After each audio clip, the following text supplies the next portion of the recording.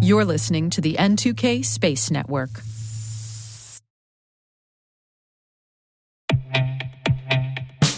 Krogel is AI built for the enterprise SOC, fully private, schema-free, and capable of running in sensitive, air-gapped environments. Krogel autonomously investigates thousands of alerts weekly, correlating insights across your tools without data leaving your perimeter.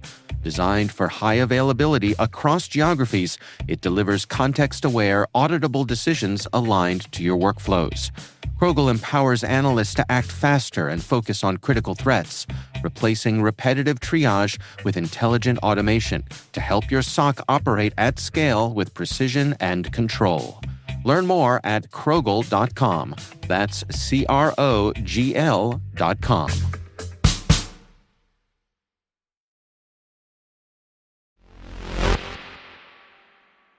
Today is July 8th, 2025.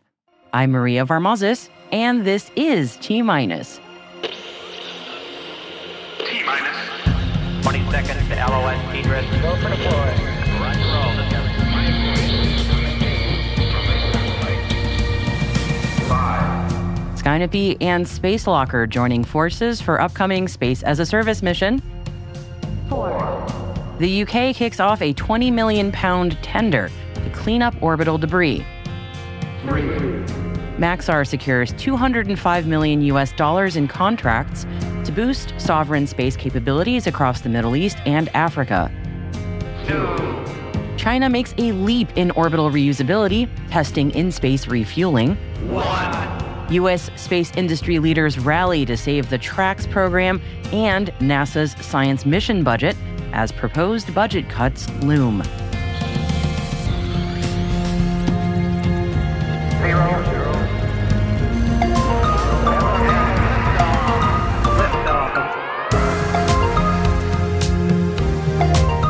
And today's guest is Dr. Dorit Danoviel, Executive Director of the Translational Research Institute for Space Health.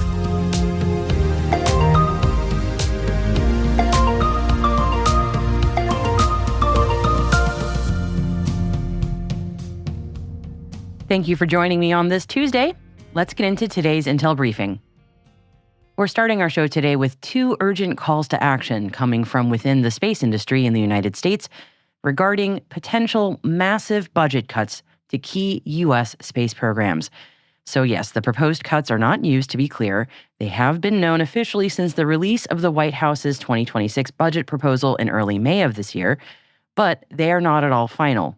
And yes, for our listeners outside of the United States, while these next two items are indeed very U.S.-centric, the outcomes could have massive implications for international geopolitics and space science and industry around the world.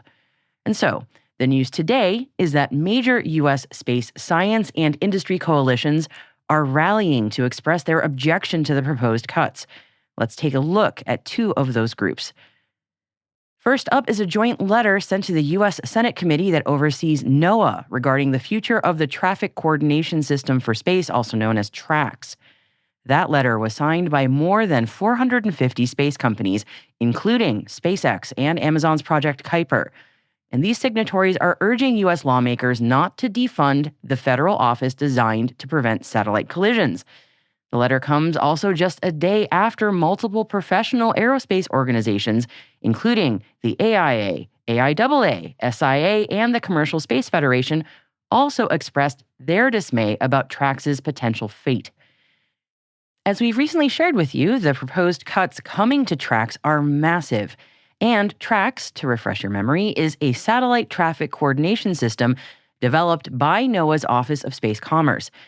Now, the White House's proposed 2026 budget would slash the office's funding by 84%, and that would effectively end the TRAX program. Now, given the 12,000 active satellites orbiting the Earth and counting, not to mention the growing space debris problem, TRAX is seen as a much-needed air traffic control for space, and it would keep government and commercial missions safe, if not safer. Now, the companies that signed this letter to the Senate committee warn that without TRAX, satellite operators could face greater risks and could even push operations overseas.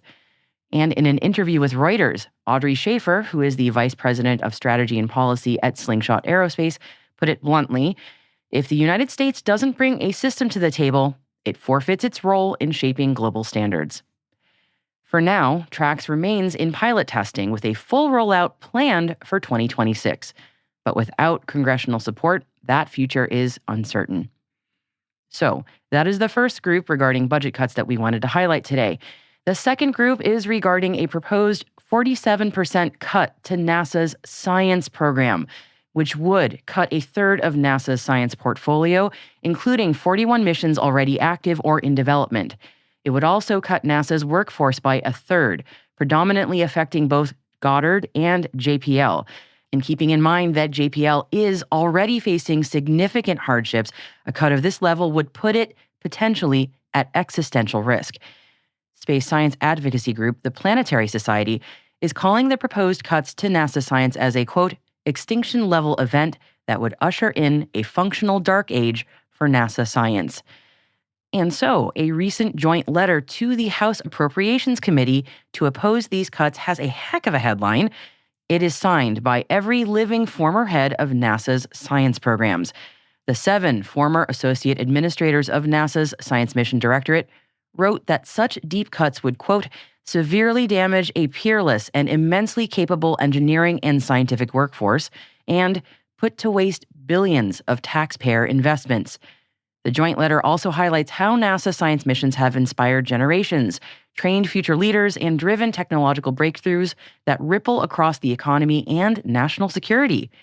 And the signatories also describe how projects like Hubble, JWST, and Mars rover missions not only expanded human knowledge, but also delivered measurable returns through innovation in materials, algorithms, and advanced engineering.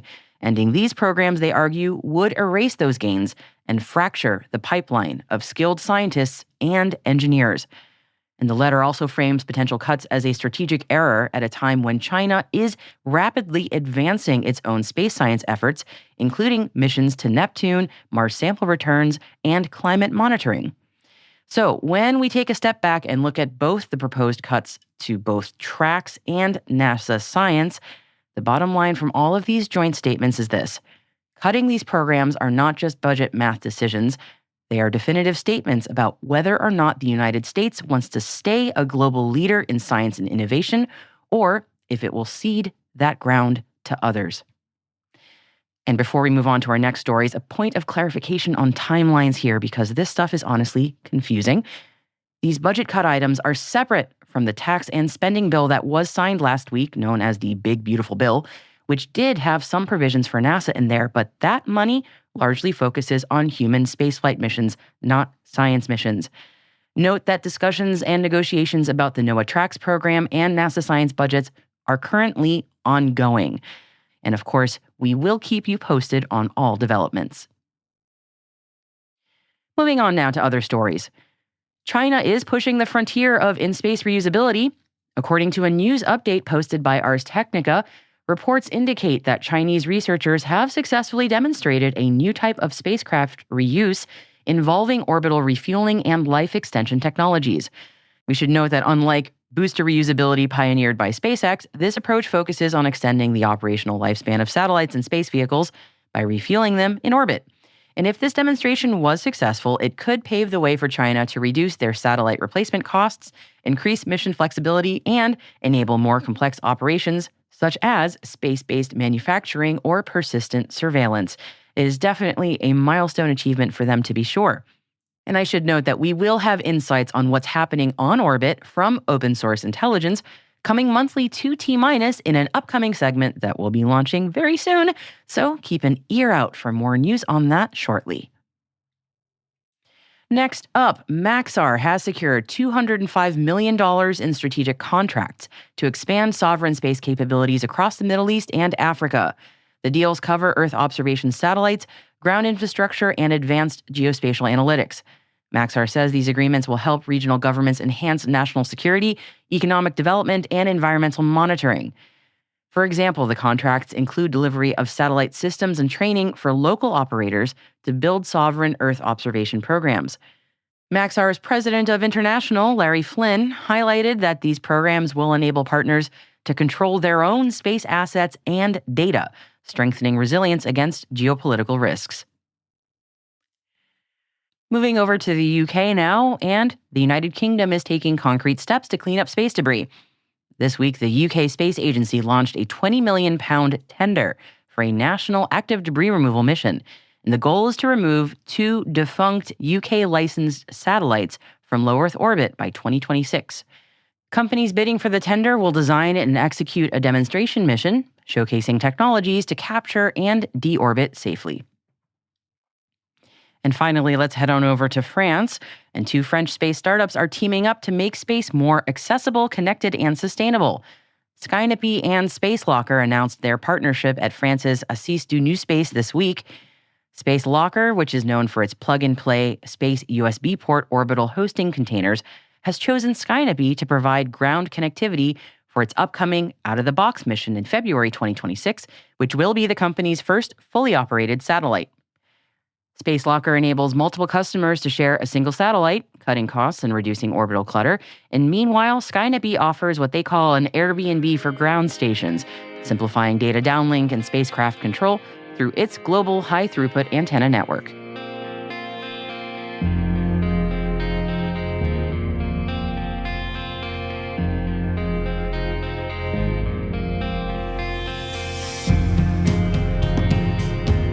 And that is it for today's Intel briefing for you. We've got lots more reading for you in our show notes, which you can always find in your podcast app or on our website, which is space.n2k.com. Hey, T-Minus crew, if you are just joining us, be sure to follow T-Minus Space Daily in your favorite podcast app. Also, please do us a favor, share the Intel with your friends and coworkers. So here's a little challenge for you. By Friday, please show 3 friends or coworkers this podcast. A growing audience is the most important thing for us, and we would love your help as part of the T-Minus crew. So if you find T-Minus useful, please share so other professionals like you can find the show. Thank you so much for your support. It means a lot to me.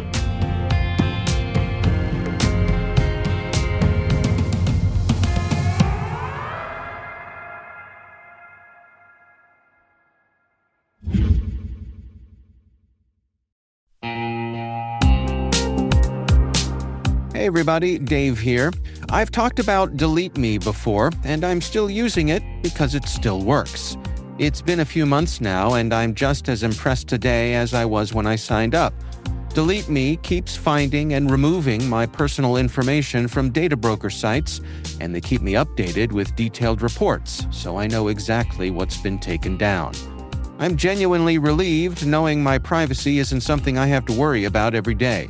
The Delete Me team handles everything. It's the set it and forget it peace of mind. And it's not just for individuals. Delete Me also offers solutions for businesses, helping companies protect their employees' personal information and reduce exposure to social engineering and phishing threats. And right now, our listeners get a special deal, 20% off your Delete Me plan. Just go to joindeleteme.com/N2K and use promo code N2K at checkout. That's joindeleteme.com/N2K, code N2K.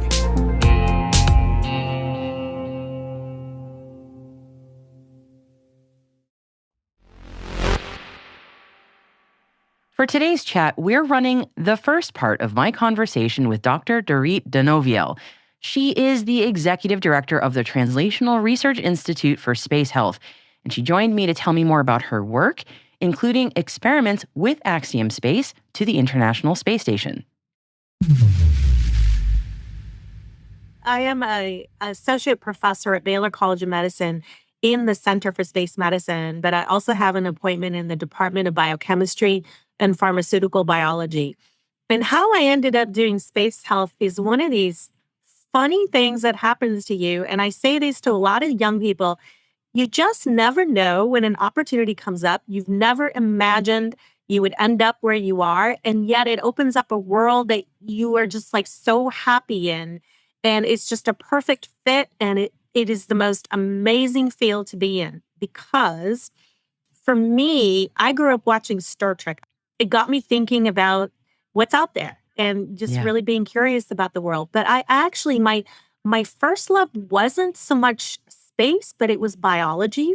Hmm. And just the amazing ability of living things to adapt to an environment. So I'm a scuba diver too, and I'll go down and I'll look at this like world under there and how the creatures that evolved down there just are perfectly adapted to their environment. And us as human beings, we're adapted to this environment, and animals adapt to their own environment. And then when there's a massive change in the environment, we adapt to that as well. And so to me, spaceflight is so amazing because it's a unique environment. It has all these stressors on living things, but yet we are so miraculous that we adapt to it. And Hmm. for example, we lose bone because we don't need bone in space. It's zero G. That makes perfect sense. And so, the only problem with losing bone in space is when you come back to Earth and you need it again. If Yes, we right. stayed in space, it would be fine to lose bone, right? When you think about life and its adaptation in the environment, to me, there's no better place to Hmm. study our own biology and how our body functions. I just think about how miraculous it is that we can live and survive in a hostile environment through engineering and our own ingenuity. And I have the distinct honor of leading a NASA-funded consortium of Baylor College of Medicine here in Houston with institutions on the East Coast and West Coast, so MIT and Caltech. So we have scientists that are working on essentially all three coasts, East Coast, West Coast, Gulf Coast. Yeah. And our job is to partner with NASA and look and see where they are not having the reach into the innovation communities that they need to solve the big challenges of keeping humans healthy, not just in low Earth orbit, but on a Mars mission, which is a Right. whole different level. Thank you for that wonderful introduction. I love how many of us got inspired by all the different iterations of Star Trek. In this job, that comes up so often. I'm a Trekkie too, so I just love that. It just makes me so happy. I think when I talk to people who are not really familiar with space in general, and they hear what's going on in the news about going to Mars and such, I often tell them maybe we've got the rocket side of things more or less maybe figured out, but the human biology side, the human machine, there's so much we still don't know. So I'm always fascinated talking to experts like yourself about the kind of research that we're doing and what we're still learning, because the human machine truly, as adaptable as it is, there's so many mysteries there. And I love that also you're a scuba diver, because that also, I often hear that about our ocean world and space having many interesting parallels. That's so many cool parallels in what you said. I just love that. So thank you. I got all my neurons firing on that one. The acronym is TRISH, right? As if I remember correctly. Tell me a bit about that. TRISH stands for Translational Research Institute for Space Health. And translational research, it's taking fundamental understandings, and turning it into an operational, impactful decision. And actually, I looked at one of your Hmm. previous podcasts just a couple of days ago. You released Turning Data into Decision. That's Yes. Yep. translation. That's translation. That's taking a fundamental piece of information and actually making it actionable. That's Mm. our job. Mm. I'm working for an operational organization where they actually have to take the insights that we make about the human body and translate it into how to keep people healthy and safe Mm. and performing Mm-hmm. at their best. And that's very tricky. A Mm. lot of people haven't been able to do that. You can collect all the data in the world, but if it's not eventually going to translate into, okay, here's how we take care of this person so that they perform better, or they're able to do what they need to do, or we don't have to scrub the CO2 quite as much, or they can have less protein or more protein, or they should exercise longer. If we don't translate that into real operational decisions, then data is not worth anything. So to Yeah. me, the Yeah. translational piece is critical, and it depends on a couple things. We Mm-hmm. have been keeping people healthy in low Earth orbit for a really long time. We know how to do it. However, NASA has done a lot of screening of people before they go.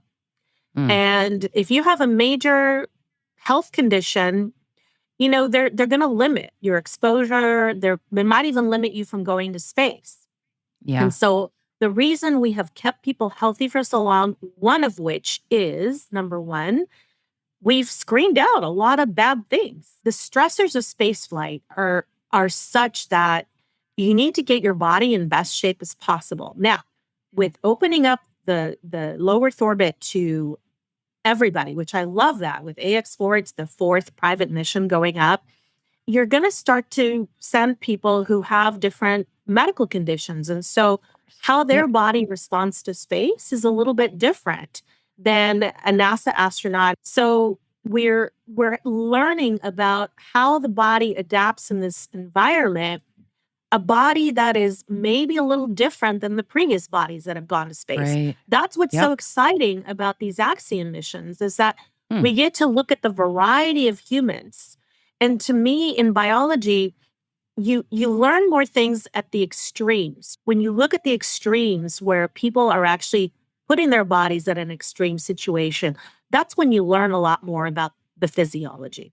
Huh. Yeah, because I can see historically we wanted to sort of eliminate as many variables as possible on the human side of things. I think most of us are like, yeah, very few of us are perfect NASA specimens. So how is this going to work? So you are one of the people working on that. This is how that's going to work. We're going to figure that out. Fascinating problem to untangle. And so where does one even start with this? Right. The thing that we worry about most on, like, for example, the Axiom mission is space motion sickness. Even astronauts who have been to space multiple times do get space motion sickness. This is what's so useful about these short duration crews that are non-NASA astronauts, because we do what's called increasing the N. We're looking at more humans, more variety of humans. The N as in the sample size. The sample size, that's right. The N, thank you for helping me clarify that. I'm remembering N from exactly. Yes. Old statistics back in your biology days. And so, but we could look to see how people respond to space motion sickness. So that's actually one of the studies that we're doing on the Axiom 4 flight, along with all the previous private missions that have gone up. We've now collected, over 40 data sets from 40 individuals who have gone on different private missions in our database. So what we're looking for is, can we predict who's going to be sick? Here's why. If you're a NASA astronaut, you can be trained, but you still get sick. And the way NASA treats is they give you medication. The problem, I don't know if you've ever taken medication for motion sickness, it makes you groggy.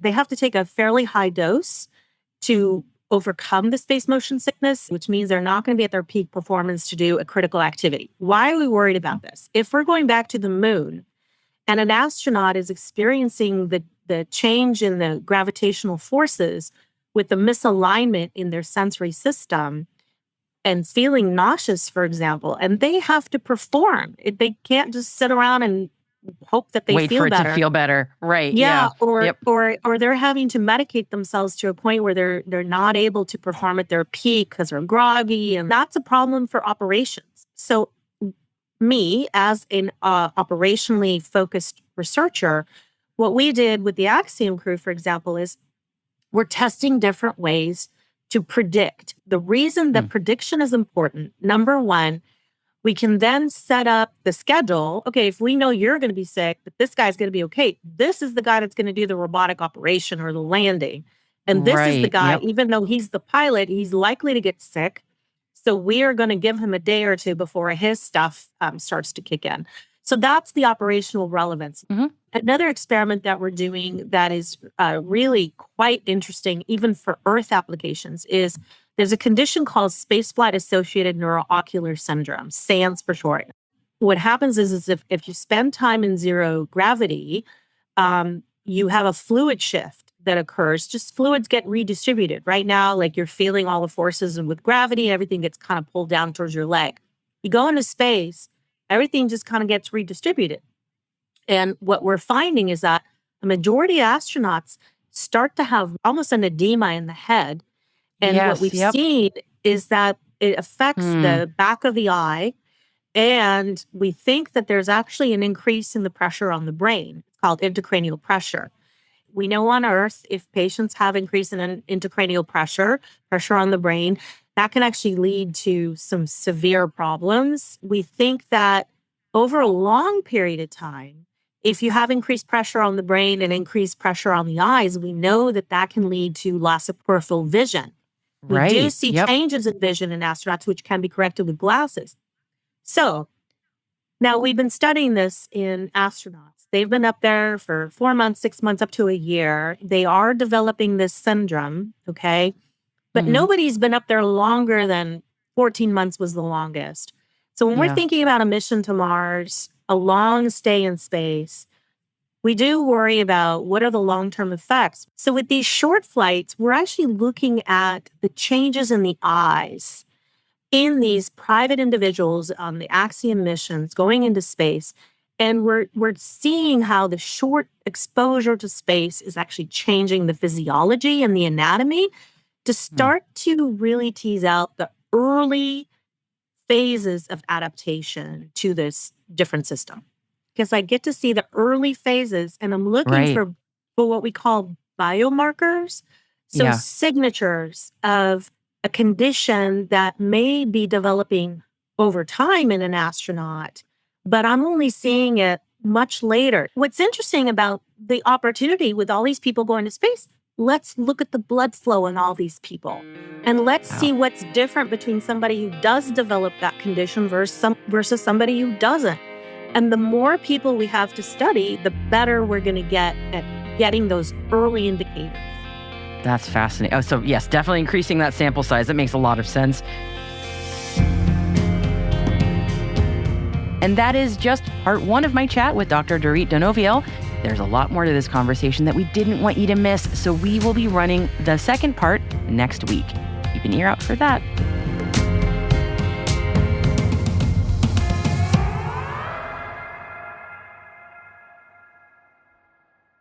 We'll be right back.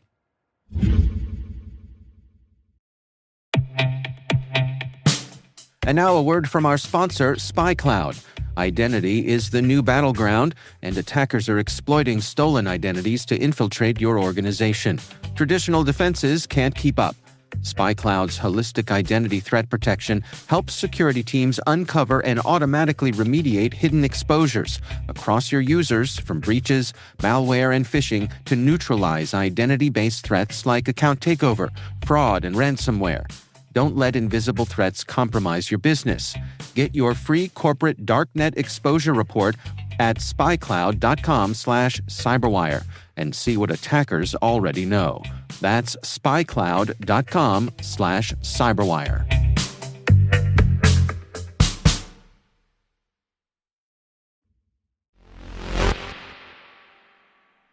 Welcome back. For our final story, I'm leaning a bit hard into my science fiction nerd side here today to implore you to read a comic book about space debris. Yes, please run, do not walk, to your local bookstore and please place a pre-order for the outstanding science fiction comic book called Planetess. It's written like the word planets, but with an E added before the S, Planetess. The original comic book by Makoto Yukimura was published in Japan between 1999 and 2004 and won all sorts of awards for excellence in science fiction, and it is being re-released in English translation in a deluxe 2-book edition this year through Dark Horse Comics. My pitch for the story about Planetess is it takes place in 2075, a near-future world of blue-collar workers collecting space junk. Commercial space travel is real in this world, and so is the risk of space junk causing deadly collisions. And the characters in the story are a real ramshackle bunch from all over the world, all of whom have their own dreams of space exploration, but it all collides with their day jobs, the really unglamorous work of cleaning up humanity's orbital mess. Now, the comic book is beautifully drawn and was meticulously researched, and it is frankly kind of a prophetic read nowadays. Private commercial space missions, point-to-point commercial space travel, geopolitical tensions playing out in space, land grabs for helium-3, Kessler syndrome. These were not terms often heard around Y2K, and yet these are core components of this story. I cannot recommend Planetess highly enough for the science fiction enjoyer in your life. Highly, highly recommend.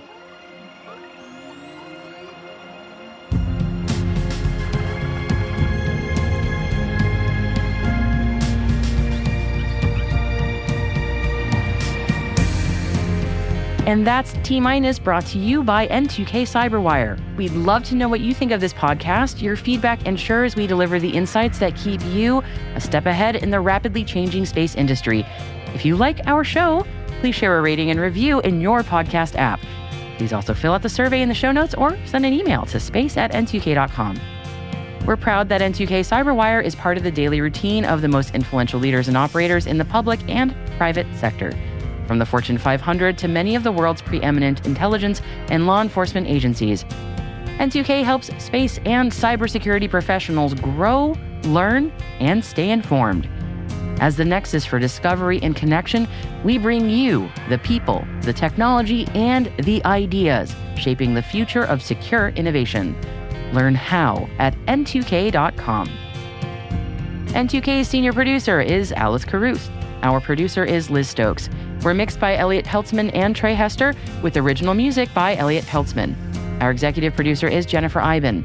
Peter Kilpie is our publisher, and I am your host, Maria Varmazis. Thanks for listening. We'll see you tomorrow.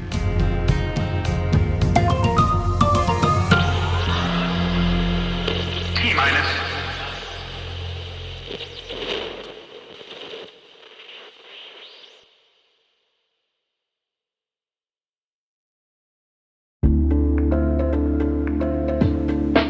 And now, a word from our sponsor, ThreatLocker, the powerful zero-trust enterprise solution that stops ransomware in its tracks. Allow Listing is a deny-by-default software that makes application control simple and fast. Ring fencing is an application containment strategy, ensuring apps can only access the files, registry keys, network resources, and other applications they truly need to function. Shut out cybercriminals with world-class endpoint protection from ThreatLocker.